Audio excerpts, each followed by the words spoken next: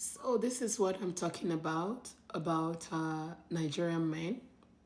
You guys will watch a video how this person analyzed Simon.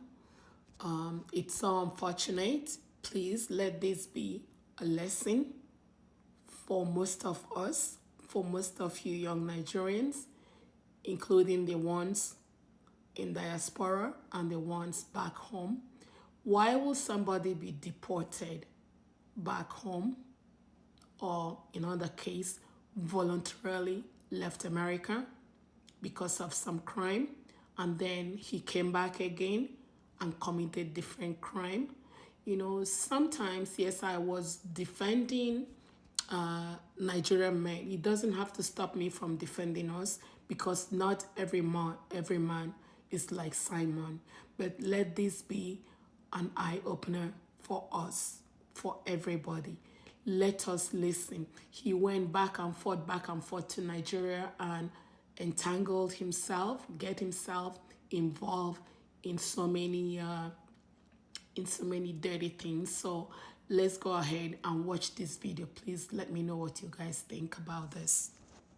I'm not a lawyer, but I just read the 13-page court doc regarding Simon Gobadia, Portia Williams' husband. His request for citizenship and child. Let me recap the details for you. The doc starts off with a timeline of Simon and his run-ins in the U.S.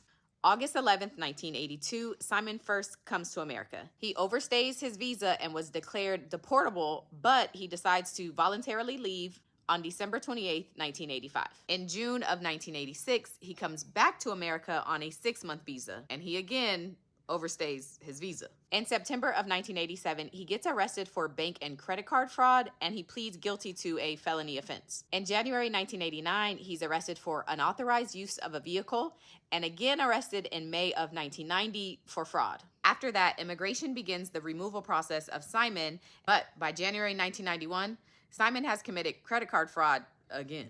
A judge eventually orders that Simon be deported, and on March 4th, 1992, the doc says that Simon was, quote, deported and physically removed from the U.S.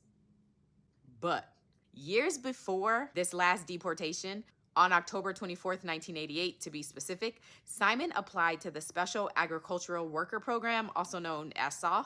And under this program, if approved, Simon would be granted temporary resident status, which would eventually convert to permanent resident status. So Simon applied to the SAW program, but he uses a different name and he doesn't include any of his criminal history. And his application is approved. Okay, so on March 4th, 1992, Simon gets deported and physically removed from the U.S., but 26 days later, Simon gets his permanent residency card under the SAW program. The docs then jump to over 20 years later, so it's not clear when he returned to the U.S. after being deported in 1992. But on December 22nd, 2016, Simon applies for naturalization under the second identity that he used with the SAW program. But that naturalization application was denied by immigration because, according to them, his temporary resident status was unlawfully granted. 4 years after that first application, Simon applies again for naturalization.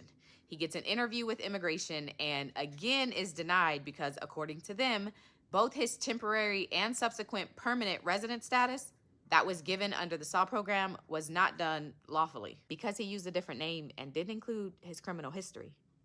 On October 24th, 2022, Simon requests a hearing on the denial. I don't know if he's persistent or delusional. On November 15th, 2022, his application for naturalization is again denied for the exact same reasons. 4 months later, he files a complaint with the courts asking for the denials to be vacated or reversed. And his reasons for saying that these denials need to be reversed are, number one, he says that immigration services have not raised any concerns about his permanent resident status for 3 decades. Basically, he's saying he hasn't caused any problems or been arrested in 30 years. Second reason is he says he should not be made to, quote, bear the burden of the government's mistakes.